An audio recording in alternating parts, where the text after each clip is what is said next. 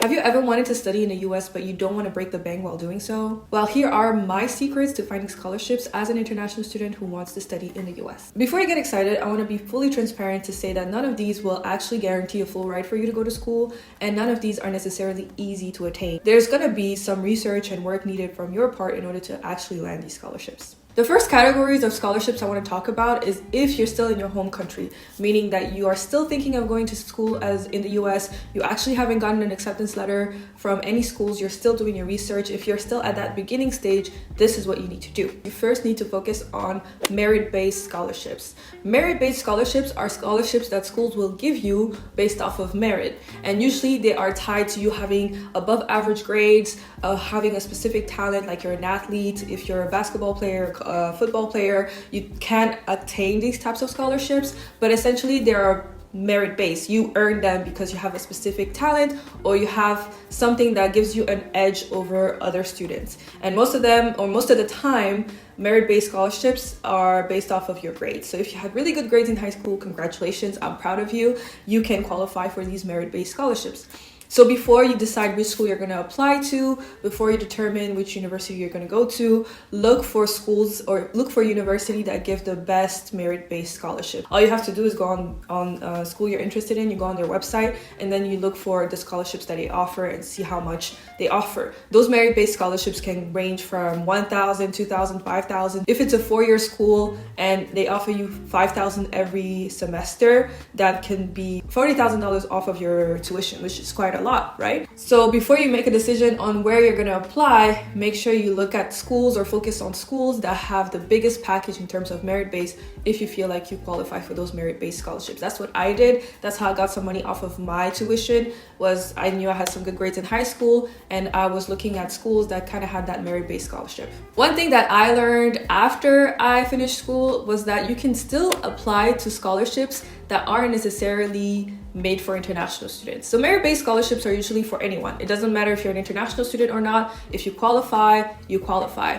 But sometimes schools offer scholarships where you look at the requirements and you look and you see that you qualify for absolutely everything that they're saying, except that one line that says must be an American citizen. That's the only thing that you don't qualify for. In that case, what I've learned from other people, talking to other people, is that you don't get discouraged. You don't immediately dismiss that. You still apply and you try to talk to the dean or whoever is in charge of that scholarship and plead your case. Explain how you qualify for everything else except the fact that you're not an American citizen, and ask them to give you a chance.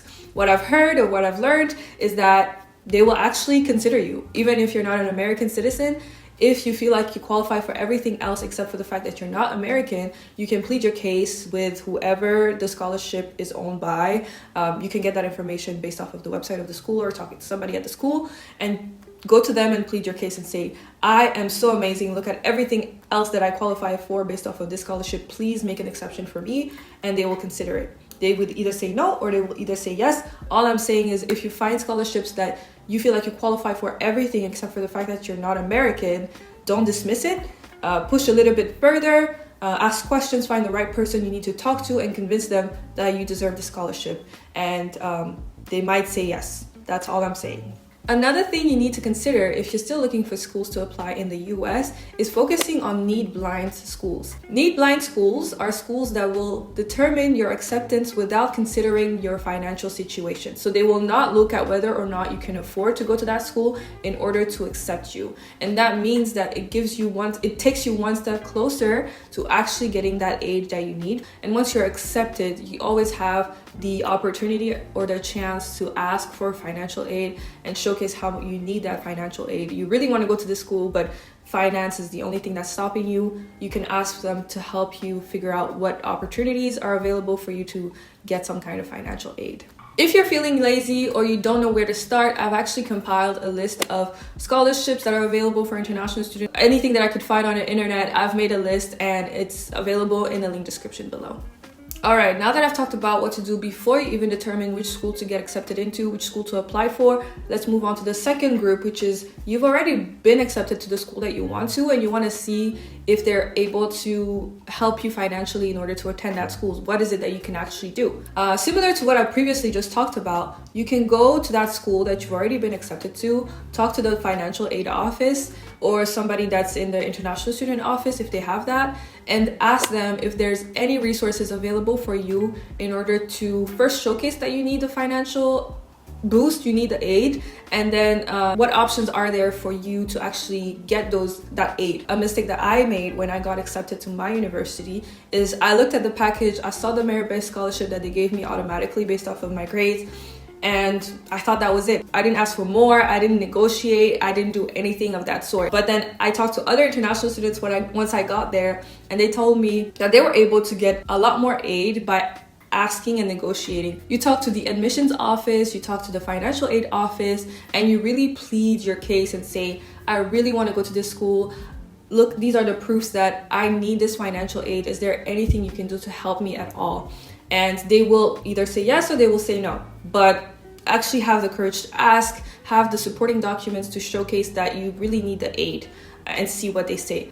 If all the options I've talked about are not possible for you, the last thing you can do is to actually take a loan. I know it's not ideal, but it's possible. If you're a master's student, you can take a loan through Empower. They provide a certain list of schools where they actually let you take out a loan, and I believe you start paying it after you graduate. So that's an option if you're a master's student. If you're already in the US, you're maybe 2 years into your program, 1 year into your program, you're experiencing financial hardship, another thing that you can do is to actually take a loan through Sallie Mae. You as an international student can apply for a loan through Sallie Mae, but you do need a co-signer that's an American.